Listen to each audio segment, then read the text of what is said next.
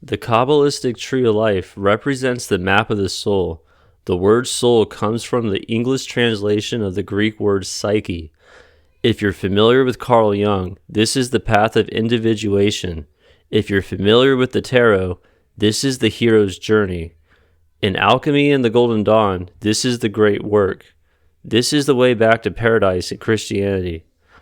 If you're a beginner, you can absolutely follow along. But what is most important to me is not just listing off facts. I want to piece together how everything connects because I think that's where true gnosis comes from.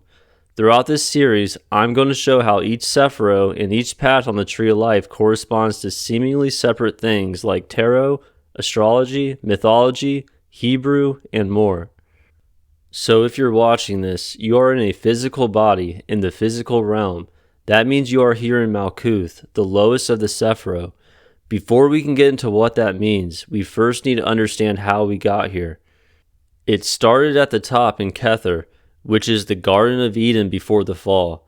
Wholeness, unity with God, the highest state of consciousness.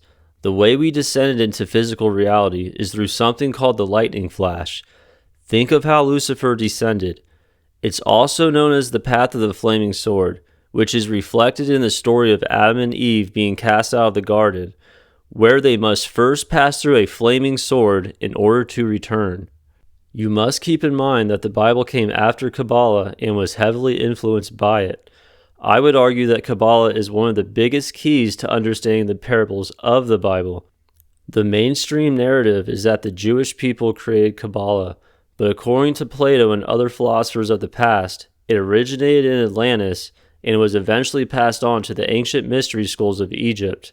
The Tree of Life is often said to be the oldest esoteric teaching we still have access to today. So we find ourselves after the fall being represented in the Fool card by the fact he is about to step off of a cliff. We are at the halfway point of the hero's journey, that being the lowest point, Malkuth.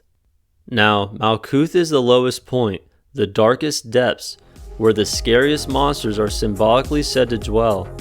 But it's also where the gold is found, and gold symbolizes spirit. This is where we find ourselves now, the physical realm, where suffering is at its highest. But so is the potential for spiritual attainment.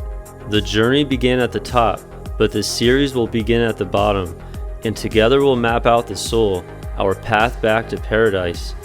This is the journey of knowing oneself, and only those who truly know themselves know God.